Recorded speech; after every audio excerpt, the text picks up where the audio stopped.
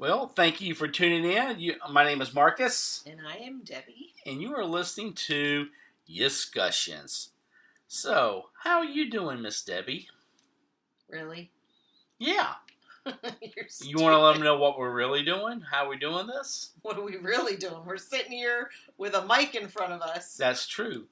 But do you want to make it? Drew. Do you want to make it sound like this is next week, or you want to let them know we're just going to be doing one after we're another? knocking out 3 or 4 tonight. Just 3 or 4? What? How many lumps would you like? Oh, 3 or 4. No one's going to get that. If you remember watching the old Bugs Bunny ones and Elmer Fudd. How many lumps would you like? Oh, 3 or 4. No, basically we just did the first one. Now we're on to the second one. We're trying to make up for 2 months of no discussions. So basically, we're the same people in the same clothes, same atmosphere. Just a minute later, doing a second one here. But anyway, you really didn't have to let them know because they would have never known that had you not brought it up. Well, you know what? I want to be real. You want full disclosure? I want to be real, man. I'm keeping it real. You're stupid. Okay. So anyway. Yes. What we're going to be talking about this evening is this. As you know, if you see my Facebook page, that we've had a young man with his wife. We've been raising, asking for donations and such, and we've been. We haven't been raising him. He raised himself. He's old enough. Well, donations. We've been gathering donations because they were part of the Afghanistan evacuation. The well-planned, well-thought-out extraction of the U.S. of what our president did on shutting down there. It was a smooth extraction. Without a hitch. Without a hitch. No man left behind. Oh, they're in safe houses now. But anyway, that's podcast probably 10. But no, anyway. The people who are listening... you got to put the backstory. Okay, so if you've been listening to discussions for a while, you know that at some point Marcus was over in Afghanistan. He was a civilian contractor working at the U.S. Embassy over in Kabul. 18 months. 18 months he was over there. Shut up, I took a bullet for this hip. Okay, it's a hip surgery. You didn't have to take a bullet for anything. Anyway. My story. Oh my gosh. Okay, anyway, while he was over there, at the time, this young man was not married. He was a young Afghani working for a company, working for DOD, and he would see him on a daily basis. Got to know him really well. He's very close in age to some of our children. He could be our children in age. Well, he could be one of ours in age. If I had a brown wife, anyway. Anyway, so.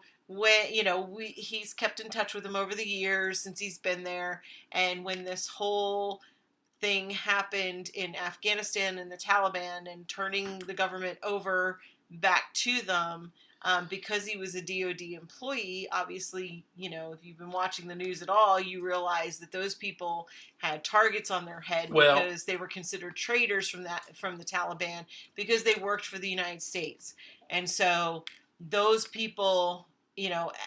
Tried to make a mass exodus, and in the midst of all of this young man who my husband knew when he was over in Afghanistan. And I told him if you basically this is what he ended up getting out. Yeah, he was working. And it's called an SIV visa, Special Immigrant Visa, SIV, and that was the whole gist. You work so many years for an American company, then you can apply.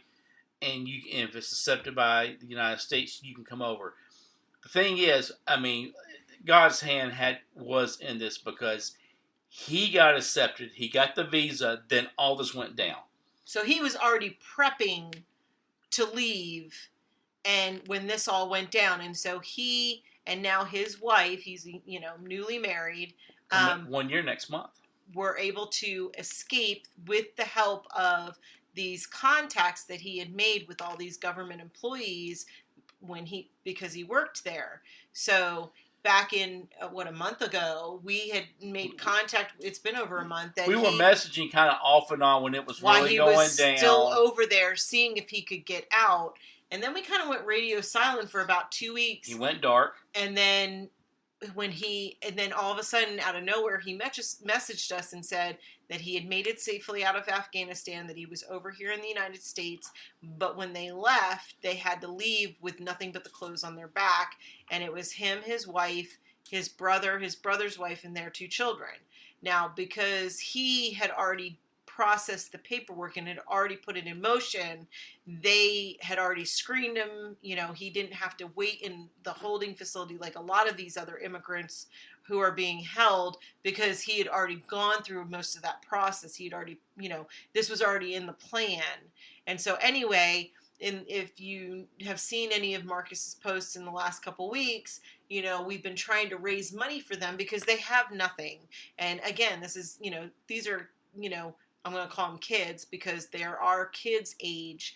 And, I talked to somebody the other day about this, and I couldn't imagine, think about everything that you have, and you and I mean, are not necessarily super close with our extended family. I'll just leave it at that. I love my children, and we're a super close knit unit with just our children. But as far as extended family, so both of us moved away from where we grew up right out of high school. Yep. Went away, never looked back, never cared to look back, but culturally wise, we came from a melting pot of, we were just ready to get out of where we were from. We traveled the country through the military. We went all over the place. We're big travelers. But this is a young couple who, even though he may have processed the paperwork, I don't know that he was ready necessarily to take that step right then and there. Right. And they left everything. And so you think about, you go up to a, 25-year-old right now and said, if you had to leave tomorrow with nothing but the clothes on your back and go to a completely different country that you culturally have no idea what it's going to be like, with only your wife, because he's been separated from his brother and his brother's family. But now his brother and brother's family are in a holding camp being processed. Yeah, and they're just being processed. In the States. But they're in the States, they're safe, but they're not together. And so here's this young couple living by themselves with, basically nothing. Well, yeah, but it's not their family. No, it's not their family. And so, and they're trying to figure this whole thing out. Their parents were left behind. They didn't get out. Well, and so, so there's that detachment there. There's that concern there of who's been left behind. They have other siblings that didn't make it out, so they're still there. And so, this is a highly stressful thing for this young couple. It is. And so I had an opportunity to drive up there. And so the thing what I wanted to, talk about tonight, and I'm not going to get into the details, with them. I am hoping that maybe I can get him on here to talk, because when I got up, I left on Tuesday, drove up there, wasn't a bad drive at all, and got there and was visiting with them, and I was going to have when I got there, so I had that afternoon. We had the whole following day, and then I came home today. And so, with that, when I met him, and I always told him, when I met him, we always would kid around. And to tell you, be careful what you say, and I hope you are a person of your word, because when we were working the clinic together, I knew he was working on this visa. I've always known about the SIV visa. I said, you ever make it over here? I said, we'll help you. I said, I don't know what I'm going to do with you, but I said, we'll help you and we'll take care of you. Well, me and I got another friend over on the, not all the way on the West Coast, but almost over there. He was a big help on getting him out and helping too. And so between us two, we've been helping them. And so I'm a man of my word, but I enjoy him. But I tell you one thing, when I met and we sat, and met him, and I met his wife. They're coming up on 1 year, and I'm just telling you, it was, I kept up with it. I had to back off. I was watching too much of the news, And I watch. I'll be honest with you. I like listening to Black Rifle Coffee podcast, and they're big in the military and following. They have a correspondence, like a magazine called like Coffee or Die. They had people over there. You were seeing what was going on, and not what CNN wanted you to watch, and all these other. There was so much that was not shown, and he had and showed me a lot of video of what was going on and what really went on. And I tell you, it was all I can do. I mean, I was tired that night, but I mean, literally, I could have bawled. I could have, just I was tearing up just listening to him talk and what was going on. And the pictures you've seen of the big the C-17s with them all crammed in there and all that, he was like, "Yep, that's what I flew out on." And I mean, just all on top of each other, all sitting next to each other. That was a 13-hour flight. 13 hours sitting on that plane on the floor like that. And I'm not here to get like a boohoo story or anything. It just made me when we got there, because I can say it. You can look at my Facebook post. They're just right outside of D.C., staying in a nice efficiency hotel to stay in. They got plenty of clothes. Debbie has been shopping, so they're good on that. They got plenty of food. They have a little kitchenette in there. So my goal was to get in there to just to take them out, get them out of the room, just to show them around. And I tell you something that just amazing and I'm not saying that, take this the right way. I mean, as far as when I was over, the Afghani people are very hardworking people, and we got many immigrants coming from different areas of the world here, and I'm not afraid to say, Mexico has always been the forefront of immigration coming in, and that's been going on for hundreds of years.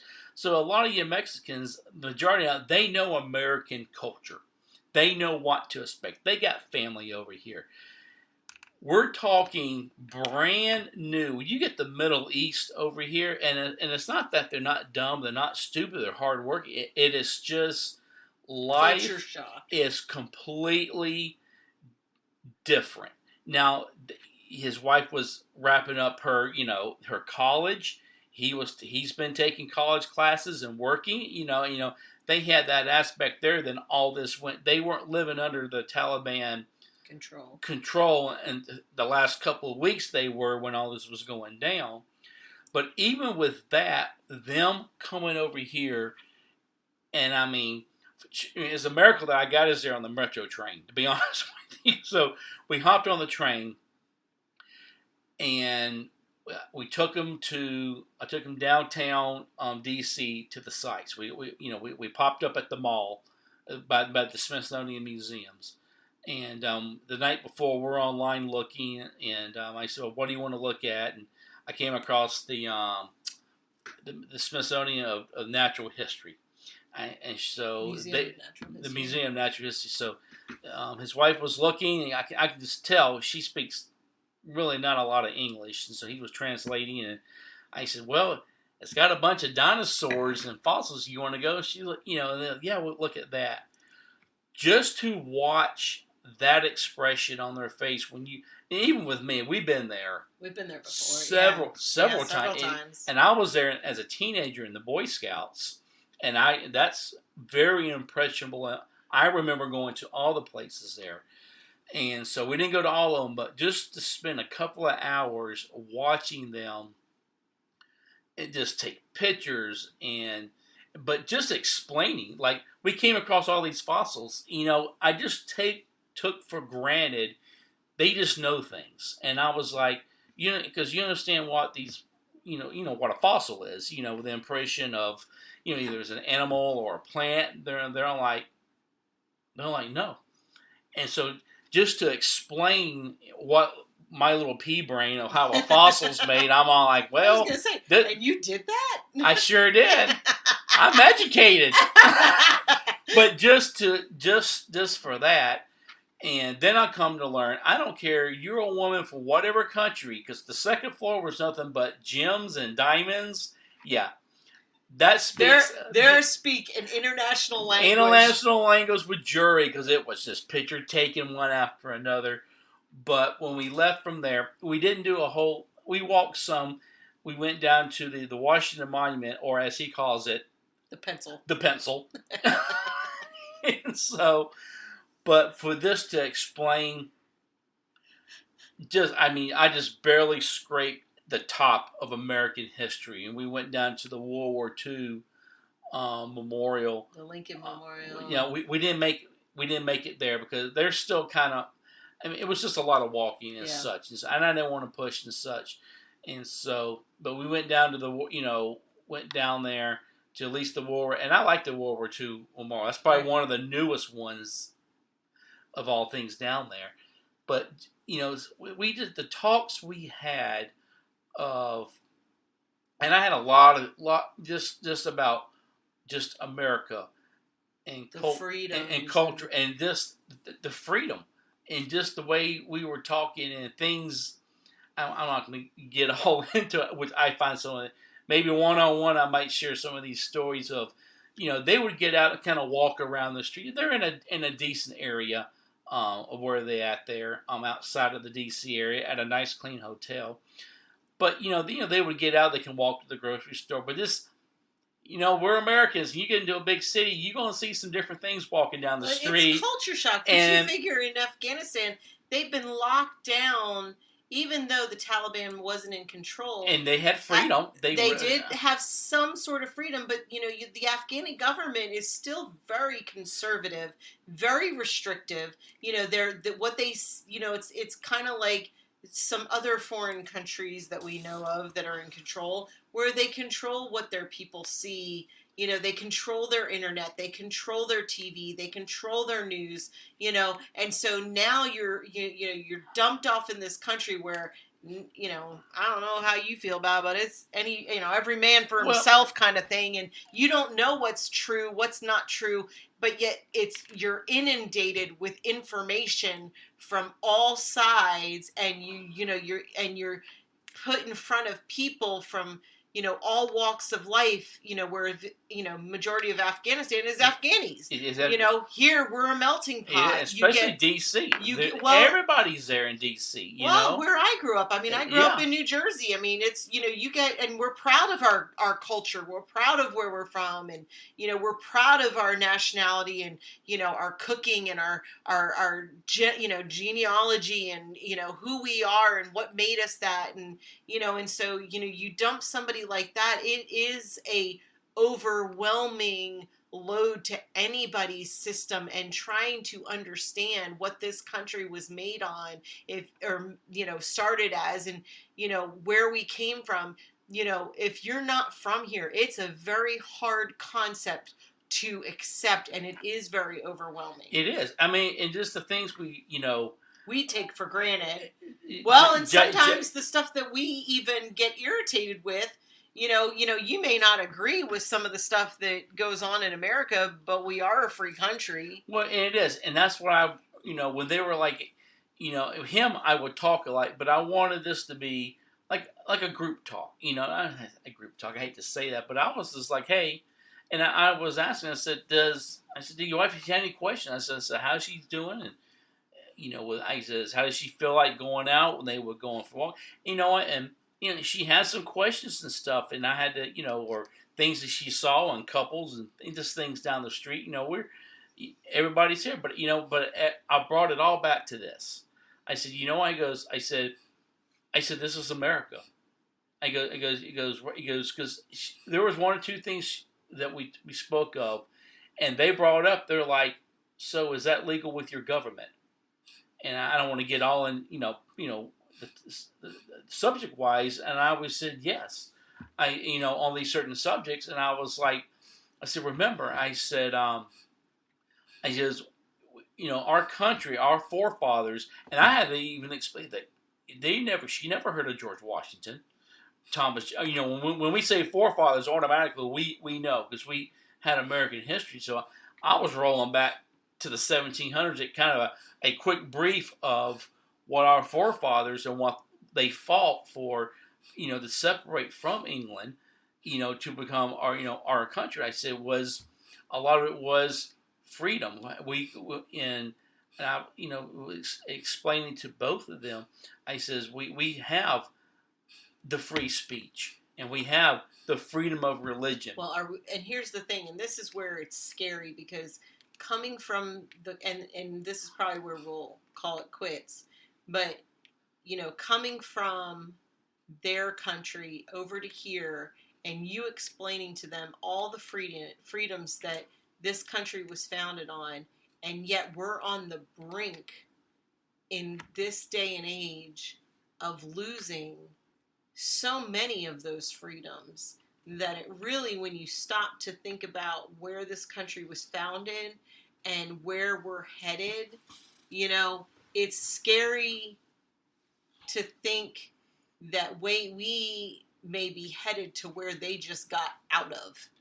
Well, I think more controlled, and that was a big thought that I had when when leaving today. I tell you, I wrote a long time without a radio or a podcast, just thinking of. I tell you, I very, very proud to be an American, but just really made me think of just we all do it. We all just, I think, just take advantage of what we have, and just by listening to them, it just really has put my mind back in perspective of being grateful. And I'm going to tell you one thing, and I don't care who it is. I don't care if it's neighbor, if it's an older couple. Let me tell you something. You think you got problems? Why don't you go listen to someone else? And my thing, with theirs, and I want to encourage anyone. I don't care if it's, there's a lot of nonprofit organizations that are helping. A lot of the Afghans coming over in these camps right now. We got 8 of them set across the United States, or local. Make it local. But I want to tell you one thing. You want to get yourself off of your problems, go help someone else. And that's the whole thing I wanted to get out of this whole podcast. I want to talk tonight is that when I came back and when I left, and we're going to probably, hopefully see him again in December, is that I'm coming back and thinking, I know I can gripe and have, we got problems. Everyone's got problems, but I tell you, after spending time with them, my problems are really not that big. They're concerns I need to work on, but overall, I'm doing really good in life right now. And I tell you, I just really with our freedoms and that we have here, is that hopefully we can just continue forward on helping them right there. So, well, it's all perspective. And here's the thing, and then when you think about what they fled and the fear of life that they had when they left, and what they were willing to sacrifice to save their lives, and yet we sit over here as a nation, in your chair, watching the news, getting angry, but are you doing anything about it? And this is where, would you be willing to stand up? Would you be willing to sacrifice everything you have for that freedom? Because that's basically what they did. And I've had conversations with people, about the subject is, would you be able, are you somebody that's just going to sit back and gripe about it? Or are you somebody that's going to do something about it? And at what point, when our freedoms are at risk, do we sit back on our hindquarters and just, complain about it? Or at what point do we stand up and say, you know what, I've had enough. I'm here to protect it no matter what risk it takes or what it puts on the line, because that is what we are about. It's not about, that's what this whole country was formed on, is the fact that nobody's going to tell us what to do and how to live our lives, because that's what they fled. The Pilgrims fled for religion, for religious freedom, but it was also from the tyranny. Look at the Irish. The Irish fled their country from famine, but also from the tyranny of the hierarchy. You've got these rich people running the world, but do they care? No, they don't care. And then you got the working class keeping the country going, and this is a whole nother tangent I'm going to go on. But you got the working class who keeps things going, but you know what? A lot of times we just keep our mouth shut because we're so afraid that we're going to be put out of a job or be put out of, work or lose what we have. And, and then you think back to this couple who literally fled with the clothes on their back and nothing else. But they were willing to do it for their freedom. That's right. So what are you willing to do for your freedom? And for his starting family.